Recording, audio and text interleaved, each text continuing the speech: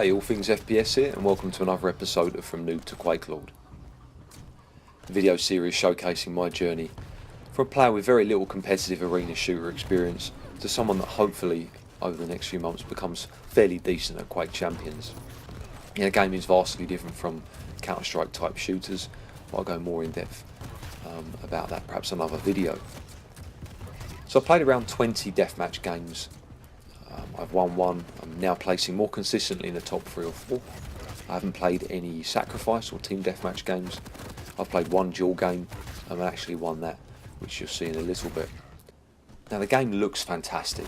The graphics are absolutely awesome. I really love the textures, the sharpness to the game. Really nice, and the FPS is consistently high. Don't have any problems running the game. Titles such as PUBG I've struggled to run on maximum settings. Whereas this, I have no problem at all. It's a really nice job there.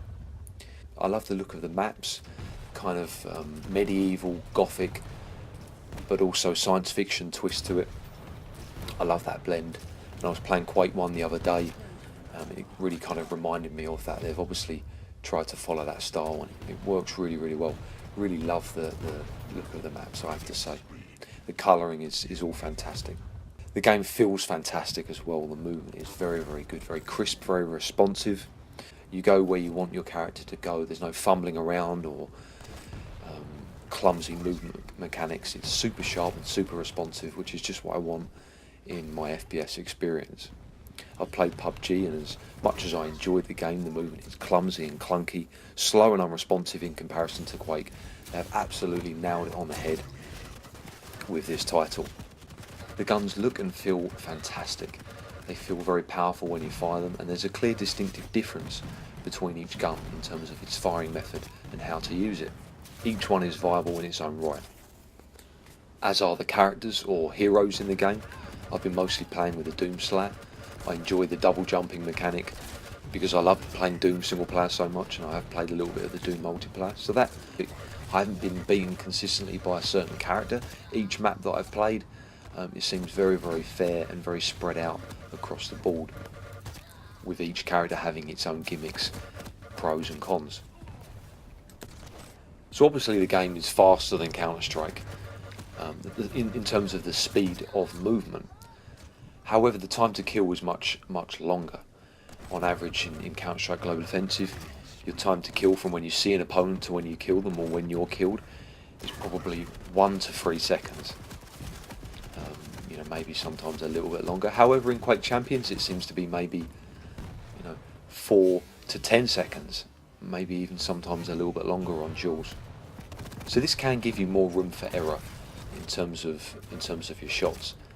In Counter-Strike Global Offensive it's all about precision, being precise with your aim and making very small movements where needed. Of course, all of the skills that are generally associated with a good FPS player are needed in both Counter-Strike and Quake. But I think a little bit more emphasis on precision with Counter-Strike. You can get away with having a lower sensitivity. So overall, a fantastic experience so far, very positive experience with Quake Champions. I think there can be some improvements. I would like to see a tutorial on some of the more advanced movement techniques, and I have no doubt they're going to introduce this at some point. The problem is a lot of people are going to be playing the game now. It's just come out on Steam. I think they should have already implemented that into the game. Seeing that there'd be a huge influx of players, hopefully, as the game is then released to Steam. Secondly, I think the menu system is overly complicated and bloated. I think half of the items on the menu don't need to be there. I think they could really do with simplifying it. A lot of the coins and the shards and stuff, I really don't give a rat's arse about that. It seems to be commonplace now in modern shooters to have some kind of overly complex advancement system where you can unlock certain clothing items or shaders for your suit or weapons and whatnot. I'd rather pay more for a game and get the ability straight away to unlock different gun skins and different colours for weapons or clothing if I wanted to. Something that's easier to navigate my way through. And thirdly, there needs to be a offline practice mode where you don't have to be connected to the internet to play against bots. This would really be beneficial to going in there, practicing with a certain gun or practicing certain movement mechanics. And also, very importantly, you can actually go on and see a map and see where all the power-ups and the layout of the map. So thanks for watching, guys. Hope you enjoyed the video. If you did, give it a thumbs up, subscribe to see more. My next video will more than likely be on the CSGO cheating epidemic. Stay tuned.